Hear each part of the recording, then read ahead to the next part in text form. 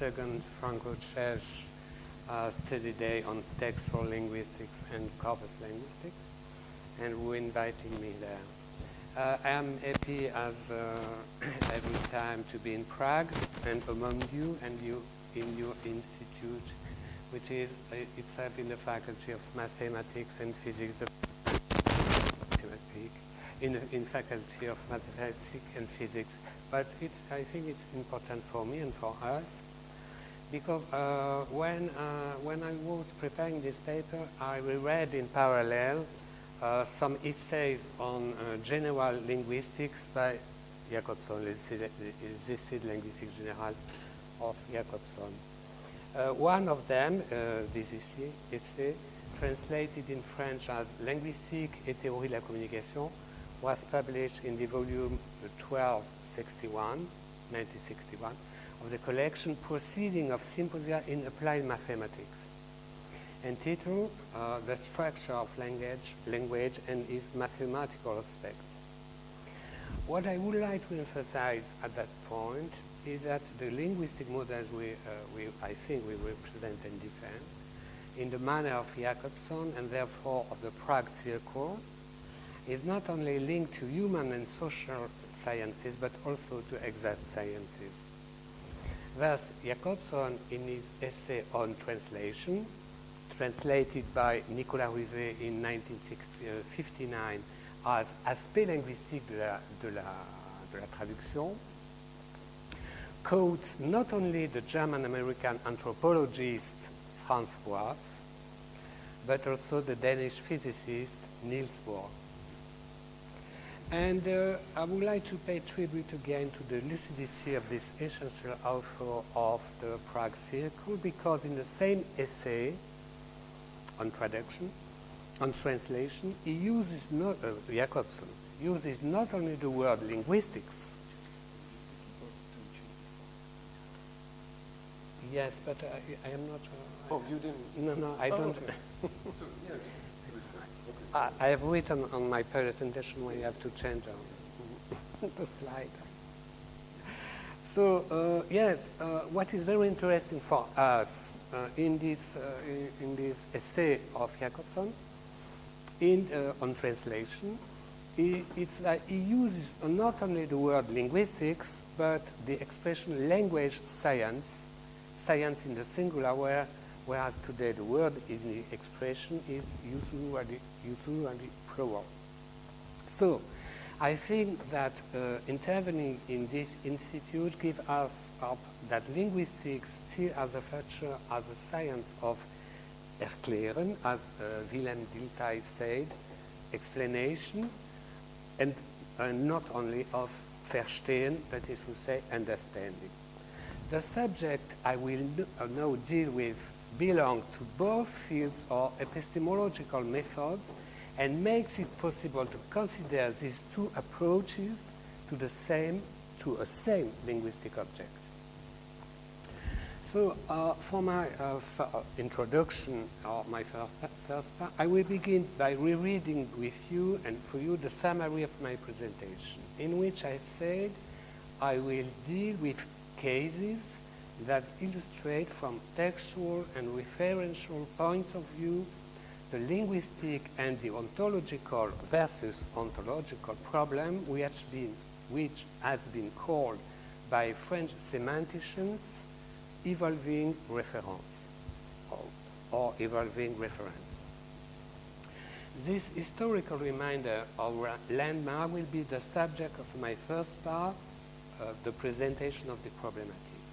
In the same first part, I will then have to explain myself on various words or expressions specific to this field of research. Firstly, the word cases, that is to say, what cases and why, and secondly, the expression evolving reference or evolving reference that seems to have nothing to do with language, thus with linguistics.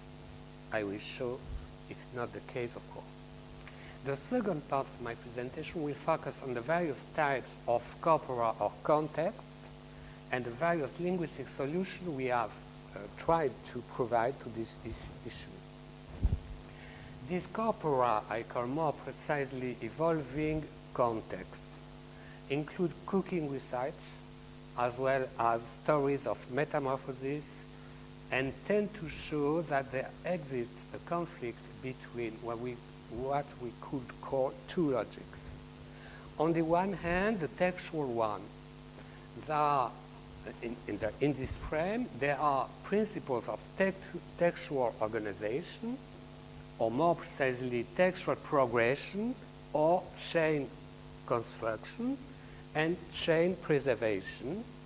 So constraints or principles that are or can be resistant to changes that the text represents.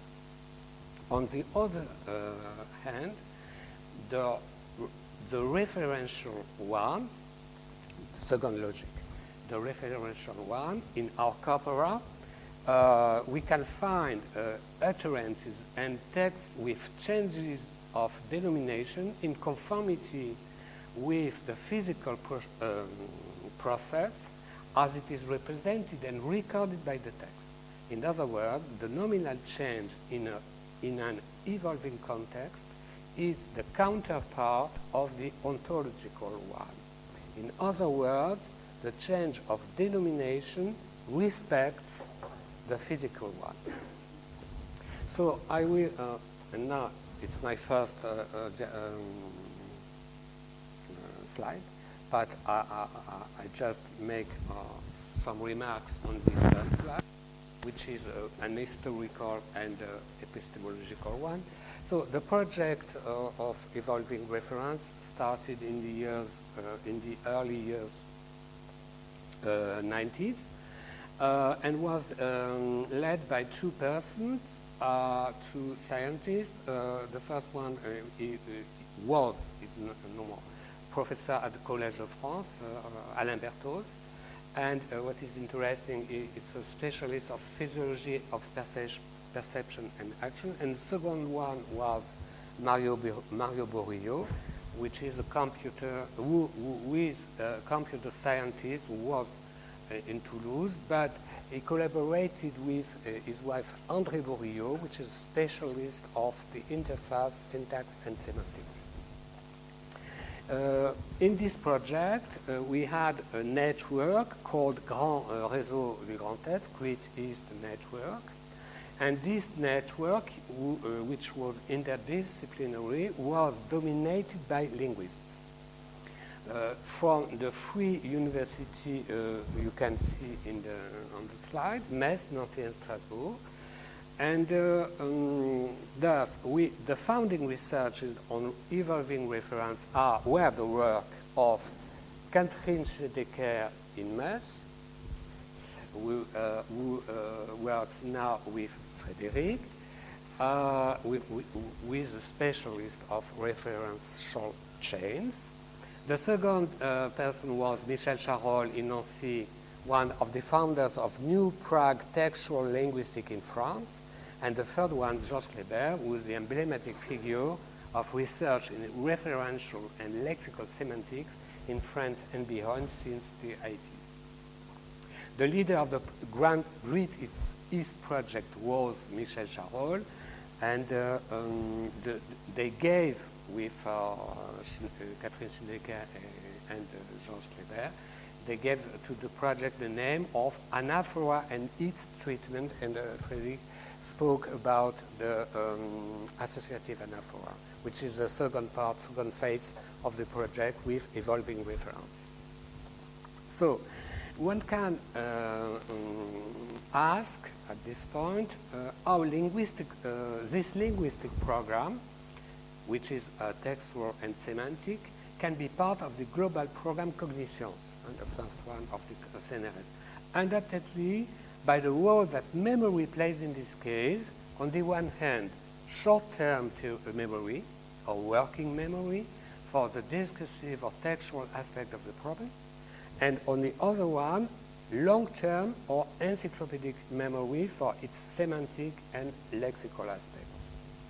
By broadening these last two aspects or phases, semantic and lexical, we see how in a realistic referentialist linguistic model, the problem can be broadened, especially if we take as an example these cases, metamorphosis. It interests in the background via categorization, ontology, or the classification of species, and via recategorizations, the scale of species. I can now say that the term case, I wanted to explain, and the term case has been borrowed from analytical philosophers who study puzzling cases, that is to say, logical and ontological problems as reflected by language.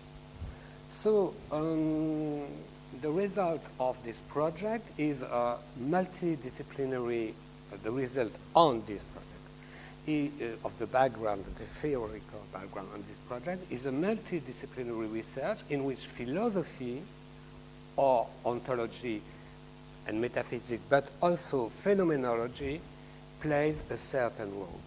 But linguists have truly given, I show here some publication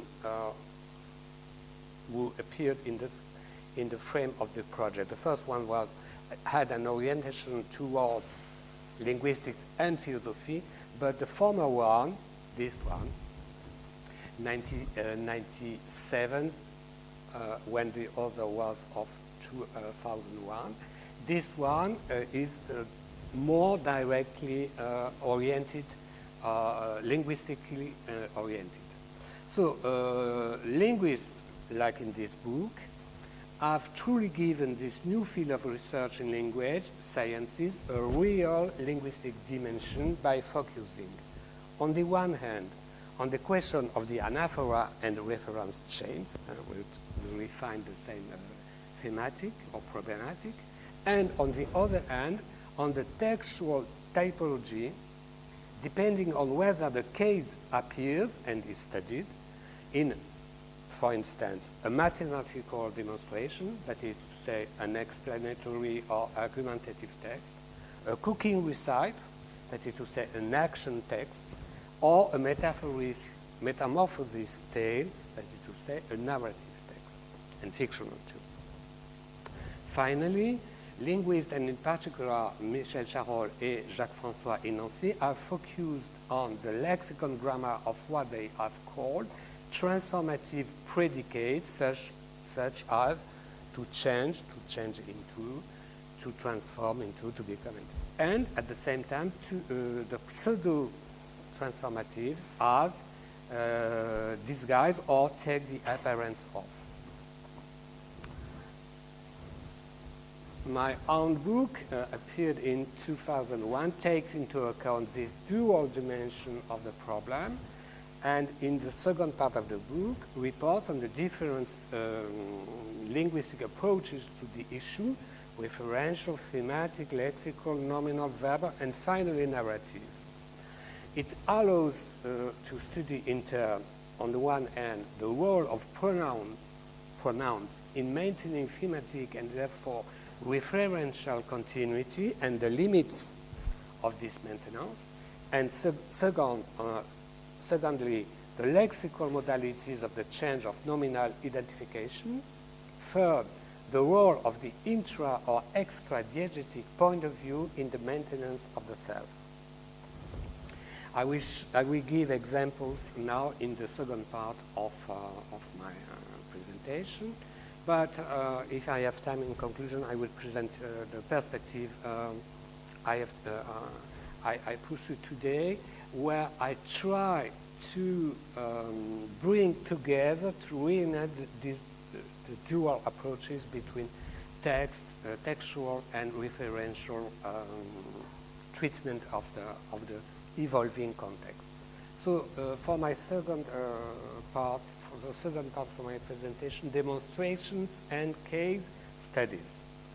So I started by presenting the theoretical background of problematics of evolving reference as a field of research, dealing with notions such as reference and identity.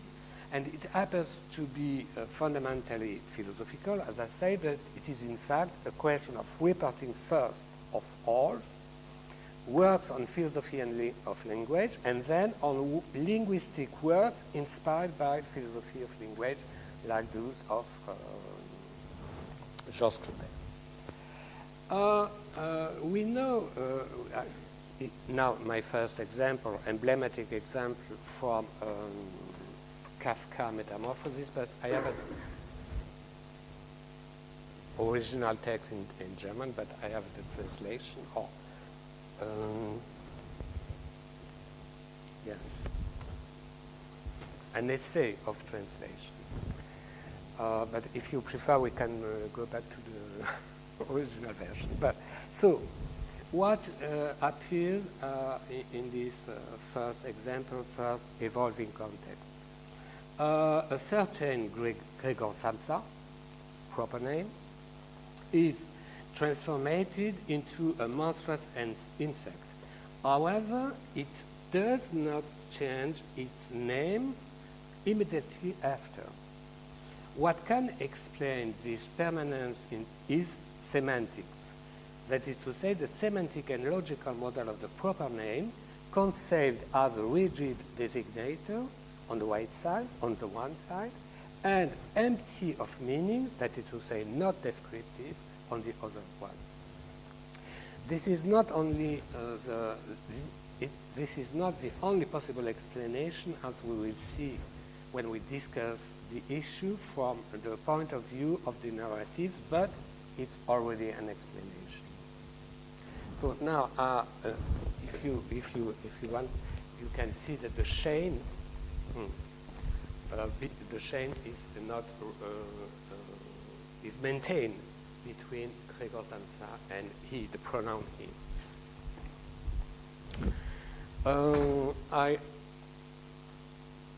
I skipped this text because it's too long. If we have time, I can explain something during the discussion. There is, I found on the internet a translation. It's not a good, it's not really a translation. It's more a reformulation, but it's interesting because a poem. It's a poem from Francis Ponge, what is particularly difficult to translate, where we can see the difference between a metamorphosis from a caterpillar to a butterfly, and another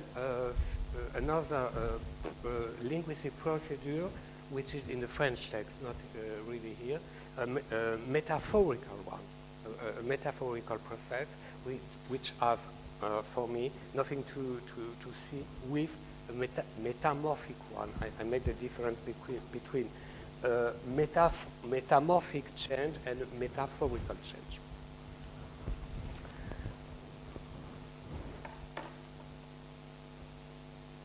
So, I go to... so, that being said, nothing prevents a narrative text from having both modes of designation. In story of metamorphosis such as werewolf stories, we will see now, it's not uncommon for a person before becoming a werewolf to be compared to a wolf, because he or she behaves like a wolf. But behaving like a wolf is not the same thing as being a wolf in the sense of becoming a wolf. And it is there that narrative fiction is very useful to us, even for the study of non-fictional evolving context. The only way to verify that the metamorphic process is effective is to see it recorded by the text. And the only way to record the process linguistically is to change the noun phrase with a break in the referential chain. We have an example more later. But it can happen, this break can happen as it may not happen. In most fictional narrative cases, as in Kafka's text, it does not happen. The cases where this occurs are therefore exceptional and as such very interesting for the realistic linguist who are attached to the constraints physical or phenomenological as well as mental or memorial that wait on the representation of the reference. That is to say, the way they are grasped in, if one may say, lexically and textually. In the following example, everything is a question of point of view, objective and subjective point of view. But in these examples, we deal which also speak of wolves. We will see that the question of the point of view is in fact a question of vision and perception, or even of memory, which is therefore not a point of view in the appreciative sense, purely subjective, as can be a metaphorical distortion, as the one of the in blue here, or as, for instance, the famous Hobbes sentence, man is a wolf to man. So we will work here on two medieval stories, lays, that tell stories of werewolves. What is going on in these stories? The first thing to say that the metamorphosis into a werewolf is reversible. So the quality of human being is never lost sight of. At least for the reader or the narrator, or for the familiar characters of the man, because he is always a man in the cases we are dealing with. For example, and emblematically, the character is wife. Conversely, for the other characters who do not know the hero and his story and who meet him in animal form, the werewolf is just a wolf. In the previous case, there are several forms of representation of identity after metamorphosis. Excuse me? No. No, excuse me. It's for the end. Hold on. So I was saying, yeah, in the previous case, excuse me. Yes, when the problem now I am dealing with is the manner the story is told. When the narrator is the author, if you want, or the hero, the identity doesn't change. If it's the case of the wife who knows the story, it doesn't change too. But in these stories, you can have we have an example where the hero, which is transformed into a werewolf, meets the king Arthur. And the king does not know who is the wolf, and the text says that the king sees a wolf. Well, it's what we can call an opaque context. But the most extraordinary case we can find in these narratives is when the omniscient narrator and therefore the text of the tale register the change of species and so the change of designation. You can, and in this example, it's rare, but we can note that at the same time there is a change of paragraph that visually marks the chain break, even if it may be only temporary. So for the conclusion, I will develop most of them the perspective of research, of this kind of this field of research, and with the following slide. Well, it's not translated, it's very, very hard to be translated, but I can comment it directly without reading my own text. You have here, as I said at the beginning of my exposition, two kinds of texts, two genres of text. The first one, what is very interesting here, they come both from the same journal, review. Cuisine, even in France, I think it's not necessary to translate. The first one was on paper in 1995, and the second one I found it on the internet. But what is very interesting in that case, or in that example, is the familiarity between the two texts, as well as they are different in terms of text genre, because the first one is finally a descriptive text. We present what is the rabbit as a product to be eaten, but it's a rabbit. And the second one is completely different. It's what I call an action text, because it's a cooking recipe. But so in that comparison, what I try to do now in my in the present state of my research is to combine the two approaches I spoke. The first one is a textual one, and the second one is a referential one. So what we can see here is whether you have a descriptive or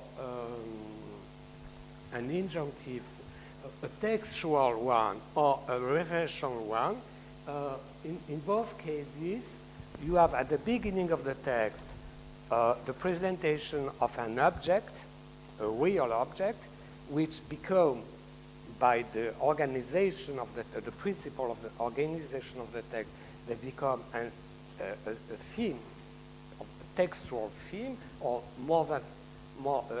hyper theme. Jean-Michel Adam calls it in French thème titre, theme titre, or title theme, thème titre. So you can you have the presentation of the object as a whole, which becomes from the textual point of view title theme, and you can see that during the description, the manner of presenting the object in the descriptive text is to aspectualize, says Jean-Michel Adam, that is to divide the object in parts, as well as it happens in the recipe. And finally, because it's what imports here, finally, you can see here the rabbit and the rabbit, the same noun, definite noun phrase reappears at the end of the text. So I think that it's a solution to combine and not to divide or to opposite the two kind of treatments, a referential or realistic one, and a linguistic, a truly linguistic one. So for conclusion, I think my conclusion were about the role of the narrative or the fiction in this field of research, but I only want to say that the model which is defended by Michel Charol, Catherine Schildecker, Georges Kleber, and I, is really a mix between the logical or referential constraints and textual constraints in terms of composition or organization. So, thank you.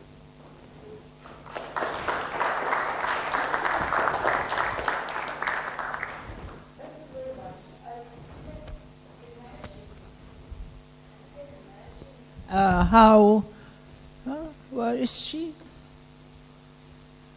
Oh yeah, over there. How many questions you have now for yourself? I don't want you to say them aloud, but for yourself, how to annotate after having listened to the two talks, how to annotate several of those examples, whether you would, for instance, think it as a chain of the same referent, or whether you would have two referents. So I think there were many interesting questions involved in the examples and in the talk. So thank you both very, very much. I think we still have about 10 minutes for questions. So be it to the first talk or to the second talk.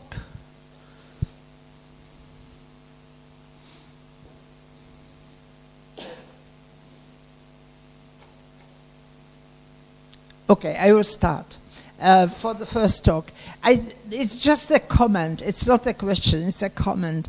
You had one of the issues you discussed were the issue of zero subjects. So I just thought about Czech texts. I mean, without annotating zero subjects, you wouldn't get too far, because you have, in the text, you have so many instances of zero subjects that, and that's what we feel is an advantage of our system, that we annotate not the text as it is, but we annotate some deep syntactic structure where the zero subjects don't exist. I mean, we already have a full node, and then we can annotate the chains. So it was one of the issues which occurred to me.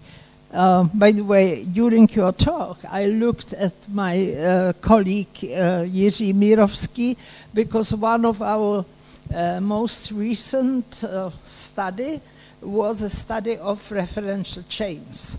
So we just looked for the density or for the gaps, how long gaps there may be between one mentioning and another mentioning. And we studied this issue in relation to the occurrence of that particular referent in the topic or in the focus of the previous sentence. So that was very interesting to see that you had also this issue in mind. So I just gave you some time to think of questions. Now it's your turn. Yeah, Professor.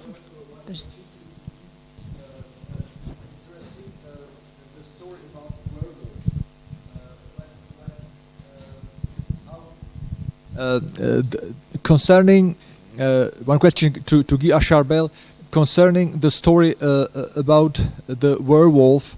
How should we consider these? It's very interesting, these points of view. When I don't know if I remember it exactly. For example, the king sees a wolf, but another person knows that the werewolf is a man, and he calls him a man. If it is the problem, I think. How do we resolve this? If there are 2 points of view, 2 person naming the same referent, is it a coreference change or not?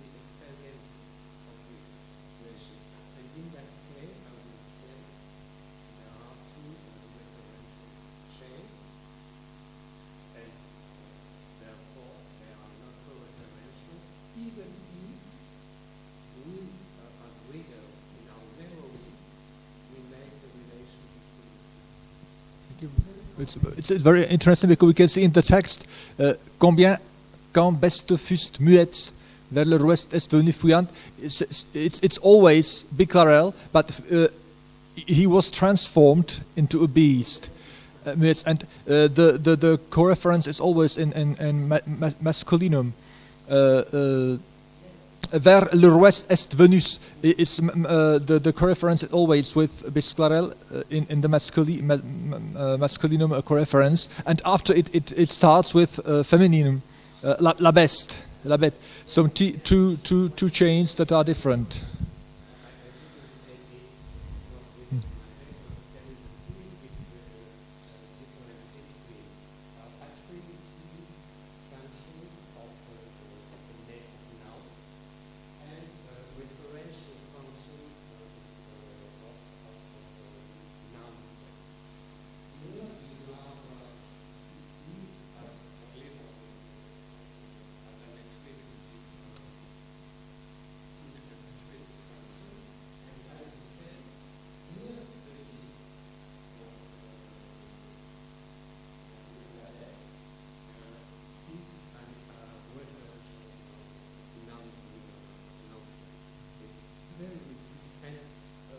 What we linguists are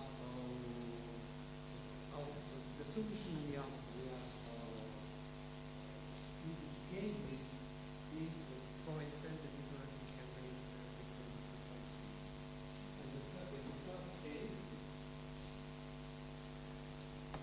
another trigger to our work together on paragraph. Here, is another case because in the other view, the medium is the experience and before and condition of the text. So you can finally see and lead what happens or who. But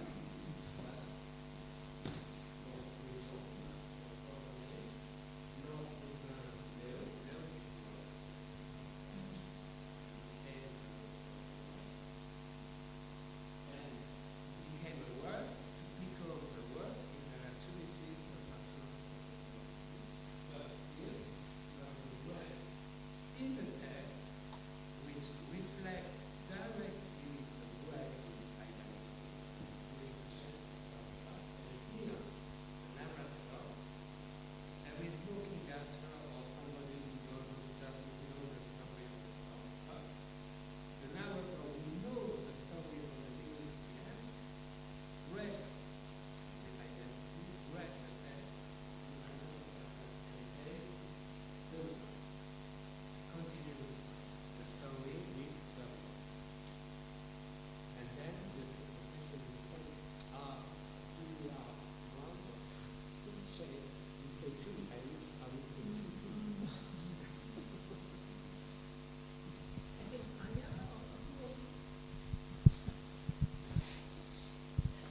Yeah. Well, it's actually very hard to ask a question. I thank you very much for very nice examples because we also did some annotation of coreference in Czech, and we had very many not similar but cases of such kind. And what I would like to note about this that these examples are each example is kind of different. So each explanation is kind of different. So we had a task to formally annotate coreference and maybe some bridging relations. So we had to formally differentiate coreference chains from associative anaphora.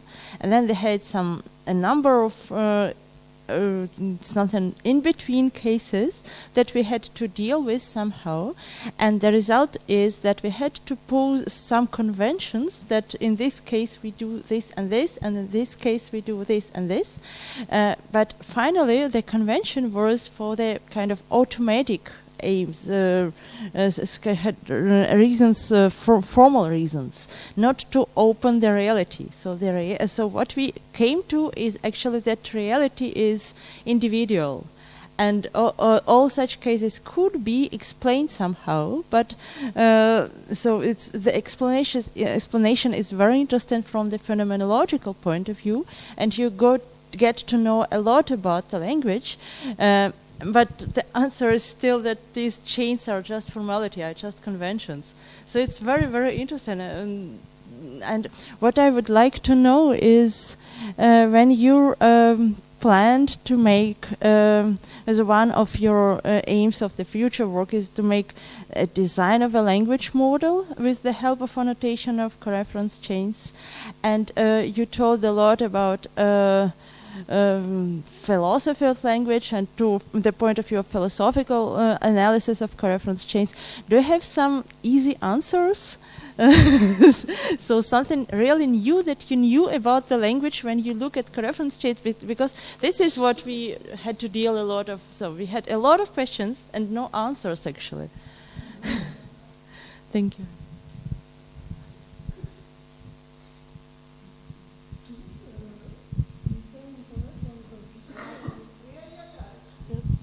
Perhaps I can show something.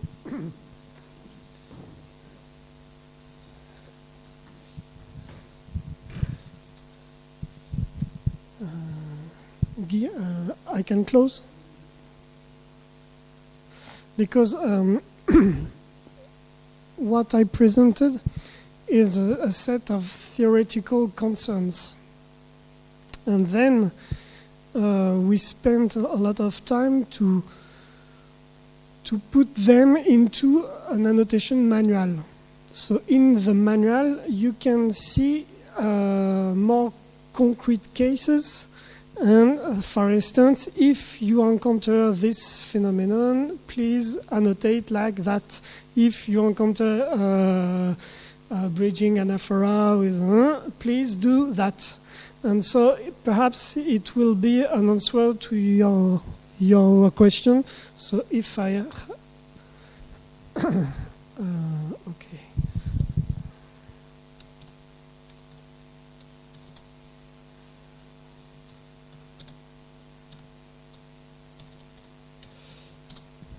I just try to go to, yeah, okay, so this is the website that that was in my slides, but I show it very quickly. Donc here, there is the annotation manual here, and of course it's written in French, I'm sorry, but it's an example to show you how complex it is to write a manual for the phenomena that are so complex. And the proof, it cannot upload it. In fact, this manual is 30 pages long, and it is full of examples. And for each of them, there is a question. Oh, is it this or is it this, etc. Well, okay, it's too long to don't know. It's a PDF, but well, yeah, it shows the complexity exactly. But that is sure that we try to build on some phases of annotation in order to divide the work. First, the referring expressions and only them. Then the bridging and anaphora and only them. And if an annotator stops at phase 2 or 3, no problem. So no, never mind. Sorry. So I understand the complexity because we had the same. Yeah. But do you plan to? So do you hope to get the real knowledge about language from this conversation? Yes, we plan it, but it will be a book, and I think it will be a very long book. It's an ongoing work. In fact, we are writing something like 30 papers on this, on all the facets of the model. And to me, it's impossible to get one easy representation of all the model. There are a lot of aspects, and there is one paper per aspect, of course. And we plan to publish 2 books. One, but if they are accepted, one on the typologies on coreference chains, with, for instance, a chapter about the influence of textual on the configuration of chain, with another chapter on the influence of the types also of the reference, because the chains are not the same for human beings than for abstract objects. Like we had a text on le réchauffement climatique, so climate changes, but during the text there was le réchauffement climatique, le réchauffement, les dérèglements climatiques, and 3 or 4 kinds of expressions to refer to the same object, but we are not sure of that. So, well, this is for the first book, and the second will be on salience. I hope so. So it will be maybe in 2021. So you will have to wait sometimes, but I try to work on it currently. But it's a hard work, of course. May I briefly answer your question for my part? I can't be satisfied. The first phase of the research is on evolving reference was to gather different types of texts and finally different types of treatments, or dual and opposite. And it's a problem from an epistemological point of view. So I'm not satisfied of this solution. So that's why I try. Well, the problem is now Schnedeker, Charol, Kleber, and so on, the stars of the of the research, don't work no more on the subject. But the solution I try to find is to find text, real text, like the 2 last one I presented here, and to find on so different type of text, genre of text, to find a beginning of solution which can explain on a manner more unified the treatment of the problematics. That is to say, in one word, if I can, maybe the way we organize the world in our brain has something to see or to do with the way we organize in our cultural uses the texts.